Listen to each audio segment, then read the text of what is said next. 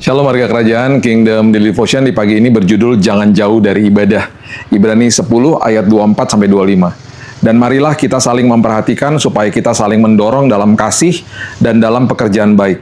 Janganlah kita menjauhkan diri dari pertemuan-pertemuan ibadah kita seperti dibiasakan oleh beberapa orang.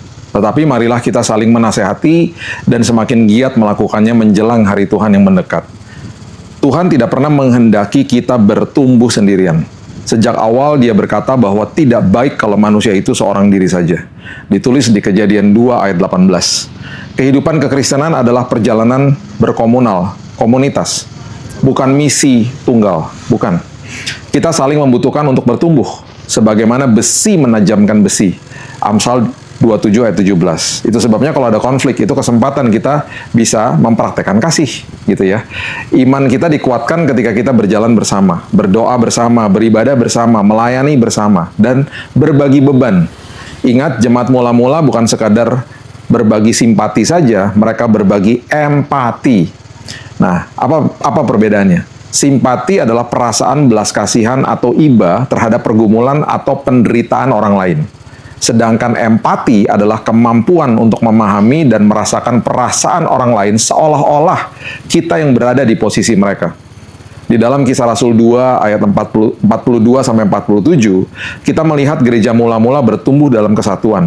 Mereka bertemu secara teratur, mereka berdoa, mereka memecahkan roti bersama, mempelajari ajaran para rasul, berbagi apa yang mereka miliki. Ketika mereka berbagi, ini dihasilkan dari rasa empati satu dengan lainnya. Apa yang terjadi setelah itu? Alkitab mencatat gereja bertumbuh. Tidak hanya dalam jumlah, tetapi juga dalam kedalaman iman dan kasih. Komunitas yang sehat seharusnya menawarkan dorongan di saat-saat lemah. Akuntabilitas ketika kita dicobai oleh dosa. Dukungan ketika hidup menjadi sulit, dan kemudian sebuah perayaan ketika kemenangan itu datang. Ayat bacaan hari ini mengatakan jangan jauhi pertemuan ibadah. Ini bukan sekedar pertemuan di saat ibadah di gereja saja. Jauh lebih dalam adalah pertemuan sebuah komunitas sesama orang percaya yang saling membangun. Bisa di sebuah kelompok sel atau komunitas apapun yang saling menolong, menguatkan dan membangun kerohanian kita. Ketika kita mengisolasi diri, kita menjadi sasaran empuk bagi keputusasaan, tipu daya iblis, bahkan stagnasi rohani. Namun dalam komunitas, kita bertumbuh lebih kuat, lebih dalam, dan lebih berbuah. Dan pesan saya, kalau terjadi konflik, dan pasti terjadi konflik di dalam sebuah komunitas, itu kesempatan kita berbagi kasih. Karena kasih adalah keputusan. Kalau tanpa orang-orang yang nyebelin dalam hidup ini, kita nggak mungkin bisa berbagi kasih. Itu kesempatan berbagi kasih. Jangan bertanya kenapa ada orang nyebelin di dalam hidup kita. Karena itu adalah kesempatan untuk kita mengambil keputusan untuk mengasihi. Kasih itu adalah keputusan, bukan perasaan.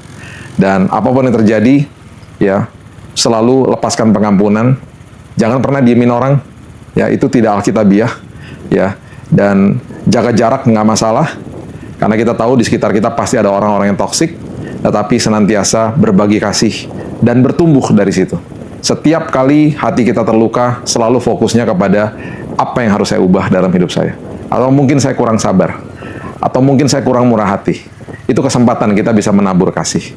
Ya, komunitas adalah sesuatu yang penting, dan itu sebabnya marilah kita bertumbuh di dalamnya supaya kita makin dewasa secara rohani. Mari kita berdoa. Bapak yang baik, terima kasih buat hari yang baru.